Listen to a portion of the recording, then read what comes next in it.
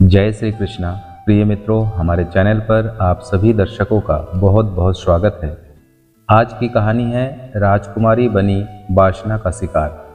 मित्रों, वीडियो शुरू करने से पहले आप लोगों से एक निवेदन करना चाहूँगा कि आप अगर इस चैनल पर नए हैं तो इस चैनल को सब्सक्राइब कर बेल आइकन को प्रेस कर दीजिएगा, क्योंकि आपका एक सब्सक्राइब हमारे लिए बहुत महत्व रखता है। मित्रों, हमारे समाज में बुराइयां सभी योगों में ही रही है।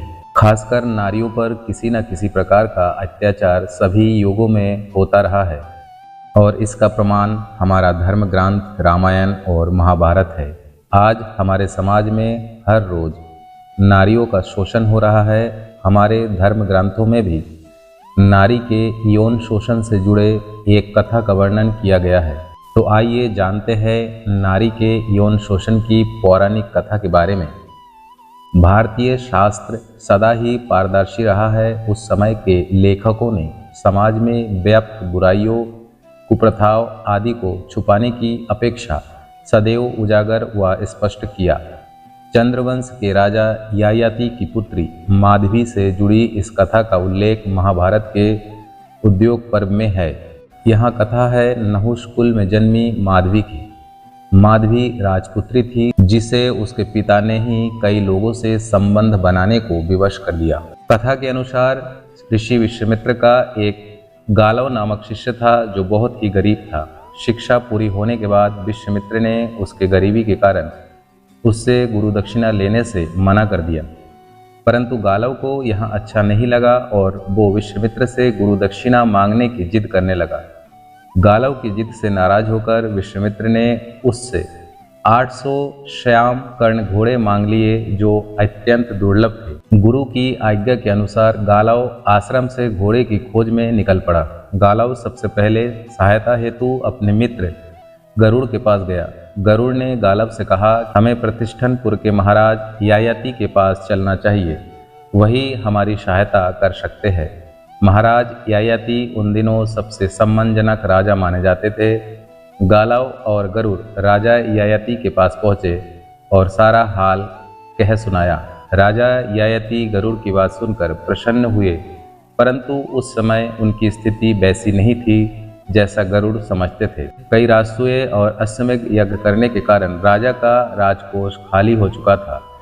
लेकिन कुछ समय विचार करने के बाद ययाति अपनी त्रिलोक्य सुंदरी पुत्री माधवी को समर्पित करते हुए गालव से कहा कि हे ऋषि कुमार, मेरी यह पुत्री दिव्य गुणों से सुशोभित है। मेरी पुत्री को यह वरदान है कि वह चक्रवर्ती सम्राट को जन्म देगी और जन्म के पश्चात पुनः चिरकुमारी हो जाएगी, इसलिए इसे अपने साथ ले जाइए। परंतु आपसे प्रार्थना है कि अपना कार्य पूर्ण करने के उपरांत आप मेरी कन्या को मुझे लौटा देंगे।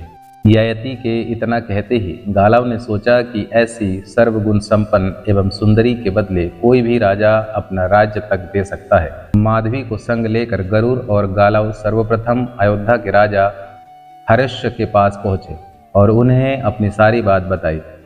तब राजा हर्ष ने कहा कि इस समय तो मेरे पास श्यामकर्ण अश्व की संख्या 200 ही है।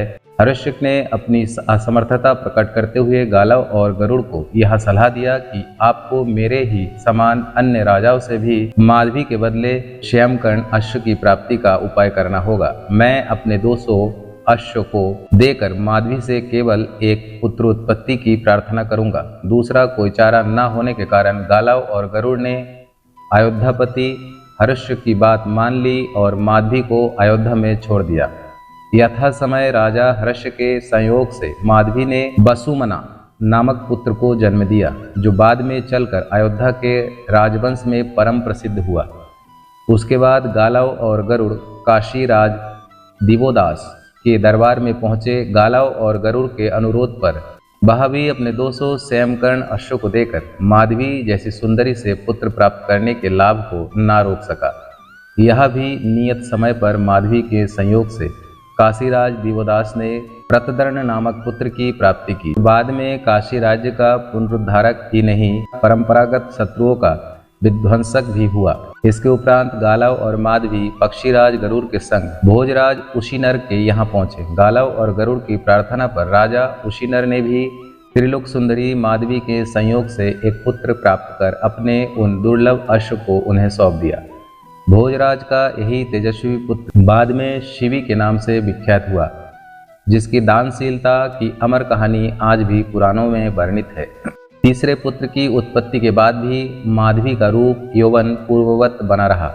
गालव को अपनी गुरु दक्षिणा देने के लिए अब 200 अश्व ही शेष थे। गालव द्वारा विश्वामित्र से प्राप्त की गई अवधि समाप्त होने वाला था एवं गालव और गरुड़ यह ज्ञात हो चुका था कि धरती पर इन 600 स्वयंकर्ण अश्व के सिवा कोई भी ऐसा अश्व नहीं है। अंततः 600 अश्व और त्रिलोक सुंदरी माधवी तथा गरुड़ को संग लेकर वहां पहुंचे और शेष 2 अश्व की प्राप्ति में असमर्थता प्रकट करते हुए कहा कि गुरुवर, आपकी आज्ञा से इस भूमंडल पर प्राप्त 600 स्वयंकर्ण अश्व को मैं ले आया हूँ, जिन्हें आप कृपा करके स्वीकार करें। अब इस धरती पर ऐसा कोई भी अश्व नहीं बचा, अतः मेरी प्रार्थना है कि शेष 2 अश्व के शुल्क के रूप में आप दिव्यांगना माधवी को अंगीकार करें। गालव की प्रार्थना का समर्थन गरुड़ ने भी किया। विश्वामित्र ने अपने प्रिय शिष्य की प्रार्थना स्वीकार कर ली और माधवी के सहयोग से अन्य राजाओं की भांति उन्होंने भी एक तेजस्वी पुत्र की प्राप्ति की, जो कालांतर में अष्टक के नाम से प्रसिद्ध हुआ। उनकी राजधानी का सारा कार्यभार ग्रहण किया और माधवी के बदले राजाओं से प्राप्त उन 600 दुर्लभ स्वयंकर्ण अश्व का भी वही स्वामी हुआ। इन चारों पुत्र की उत्पत्ति के बाद माधवी ने गालव को गुरु के ऋण से मुक्त कर दिया। फिर वह अपने पिता राजा ययाति के पास वापस चली गई। उसके अनंत रूप और यौवन में 4 पुत्र की प्राप्ति के बाद भी कोई कमी नहीं हुई थी। अपनी इन चारों यशस्वी पुत्र की प्राप्ति के बाद जब वह पिता के घर वापस आई तो पिता ने उसका स्वयंवर करने का विचार प्रकट किया, किंतु माधवी ने किसी अन्य पति को वरण करने की अनिच्छा प्रकट कर तपोवन का मार्ग ग्रहण कर लिया। दोस्तों, यह वीडियो कैसा लगा कमेंट बॉक्स पर बताइएगा। आप अगर इस चैनल पर नए हैं तो इस चैनल को सब्सक्राइब कर बेल आइकन को प्रेस कर दीजिएगा, ताकि हमारे आने वाली नई वीडियो का नोटिफिकेशन आप लोगों को समय समय पर मिल सके। जय श्री कृष्ण।